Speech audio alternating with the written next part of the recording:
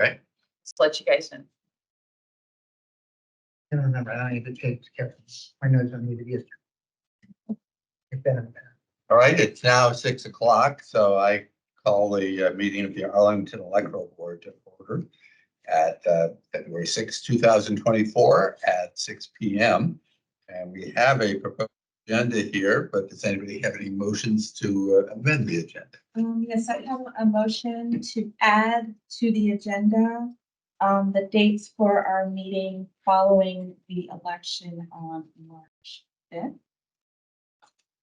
Okay, do we have a second for that? I'll second. Any discussion? If not, all those in favor say aye. Aye. That's approved. So we'll add that to the agenda. That's number That's number 4.5. 4.5 after the election schedule. Right after the election. I moved that the minutes from the January 9th meeting that prepared and slightly amended be approved. I second. Any discussion? I will just note for those that are sitting and perhaps wondering what the minor amendments were, I made 2 typos in the draft from the last meeting. They were corrected when I circulated the draft earlier this week. They were not substantive changes to what I had as what we did last month. Okay, I don't know my 9ths from my 6ths. all right, all those in favor say aye. Aye. All those opposed? Hearing none, the minutes are.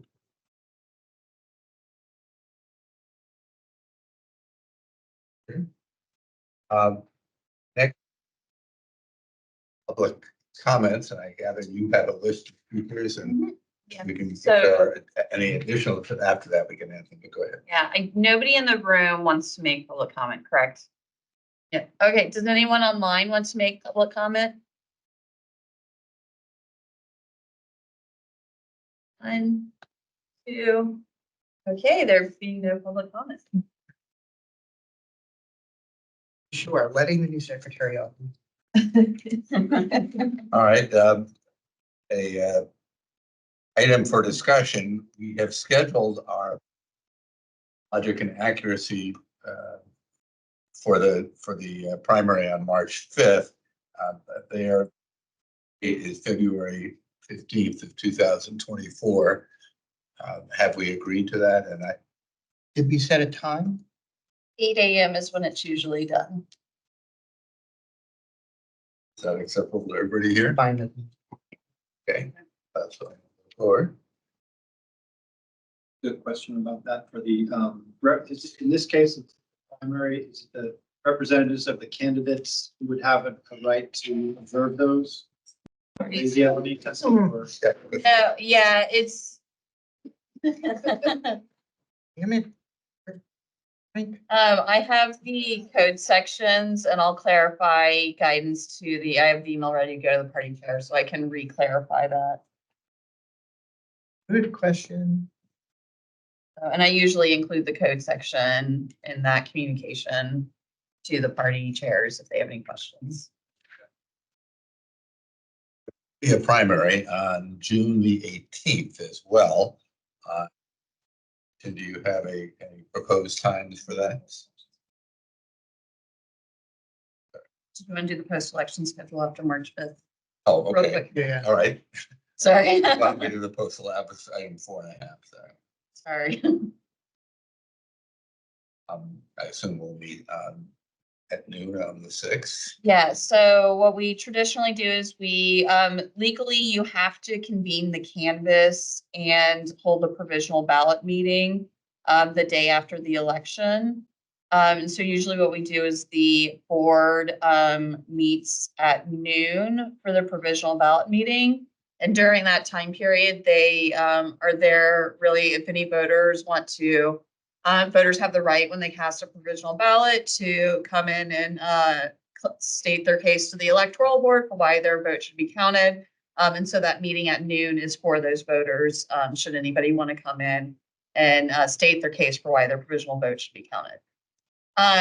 Realistically, we can't process many provisional ballots at that point in time because we're still waiting on mail ballot deadlines and same day registrations to be processed. And then the canvas, we have to start reviewing the paperwork submitted by precincts. And so, yeah, those are the two things that the electoral board does. So my ask is, that we meet Wednesday, get as much as we can done. And then if we can reconvene Saturday, which should give staff time to double check everything and then hopefully get the information back from the state with the voting voter information.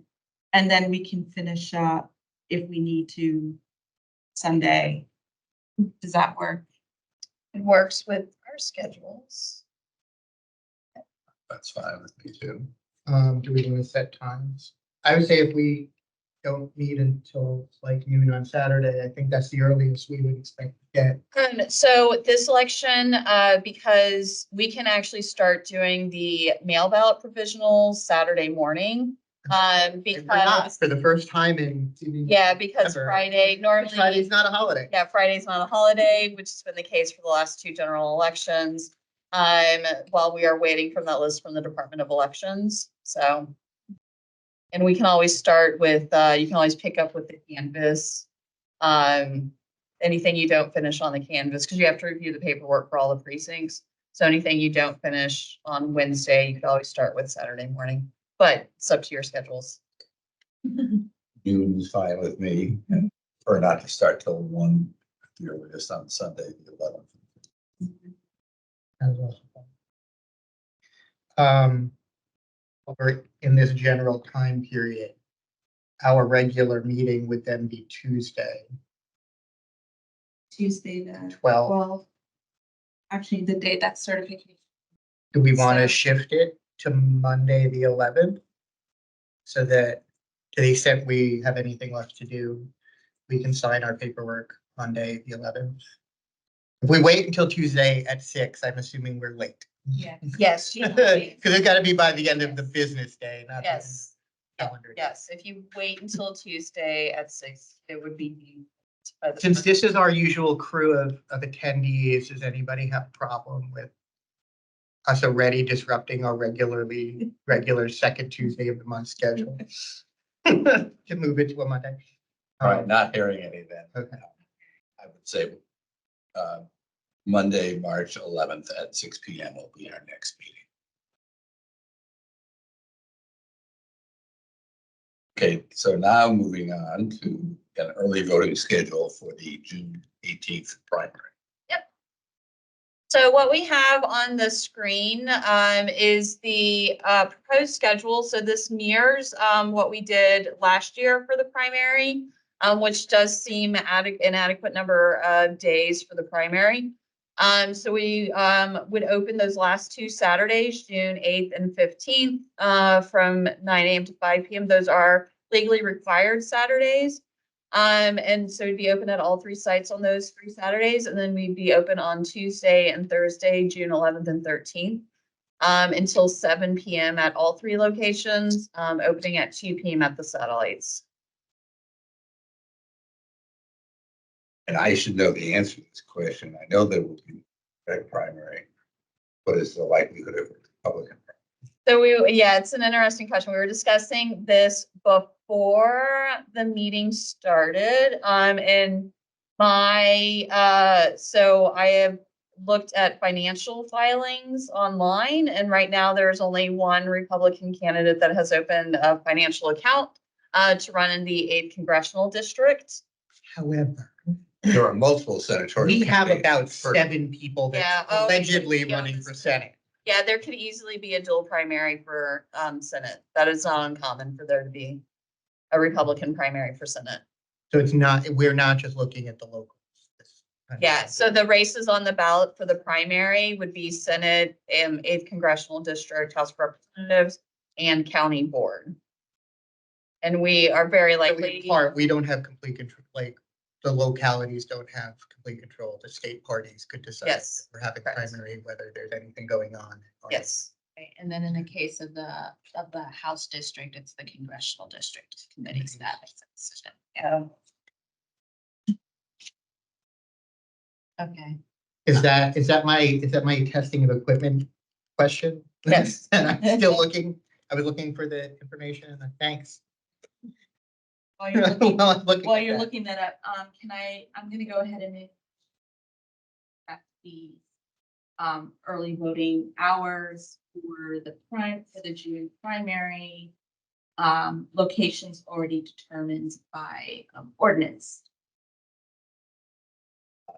I see you've said you don't think a motion is necessary, but I'm happy to do one, so I will second that motion. Yes.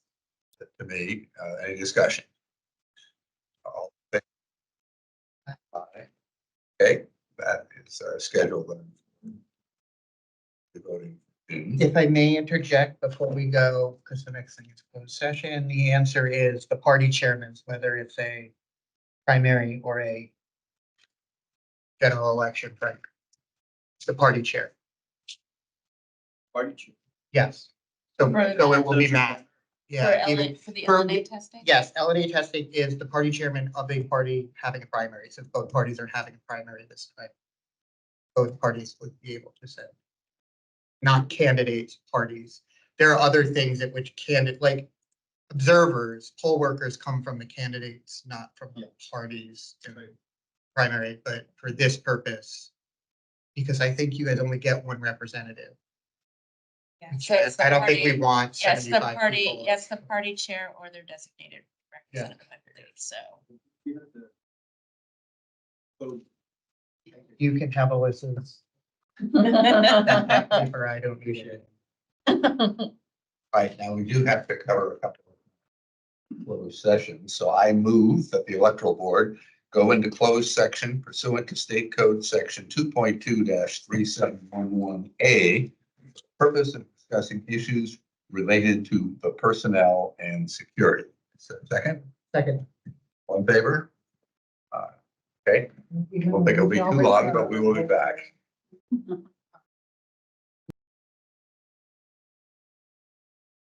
Now. Yes, I mean, yes. He's like, I'll give him 30 more seconds. And we took a minute. Right, well, it is 6:54, and I move that the electoral board return to public session and certify that only public business matters lawfully exempt from open meeting requirements by Virginia law, and only such public business matters as were identified in the motion convening the closed session heard, discussed, or considered. Is there a second? Second. Any discussion? And then I think we all need to actually say this might be one of those like roll call situations. We're all supposed to, I think, say that we certify that we only talk about what we. okay, you agree with? I agree. Okay, all right, so the Kim motion seconded. is we return to public session. All those in favor say aye. I, Okay. We are back in public session. Let me just say briefly that we did discuss one item that is of interest, and that is the election security standards. And we got a report as to compliance with those standards. don't think we need a motion, but for purposes of the public records.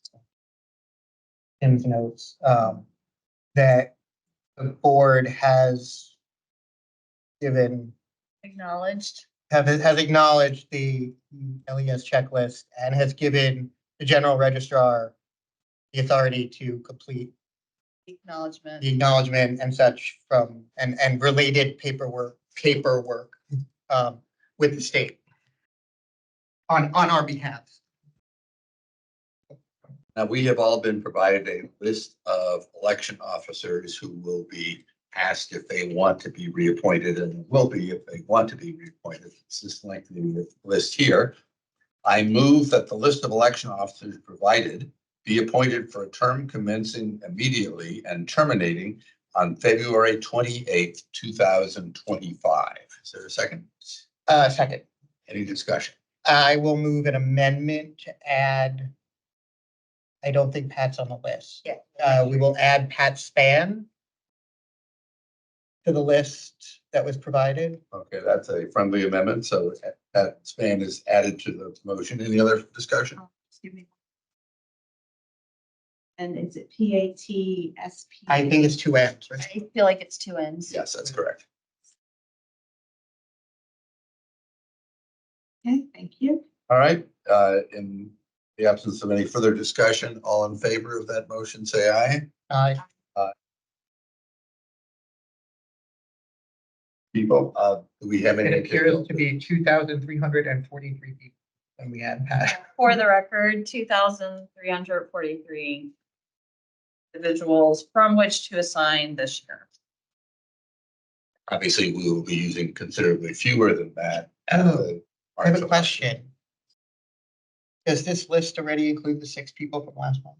Or did we keep them out, as I suggested, since we did them for terms expiring in 2025 anyway? It does include people from So last. we've now reappointed them, it's fine. All right, is there any So further? technically, we appointed 2,337. 6 of them were already actually. All right, does anybody have any further business that they raise?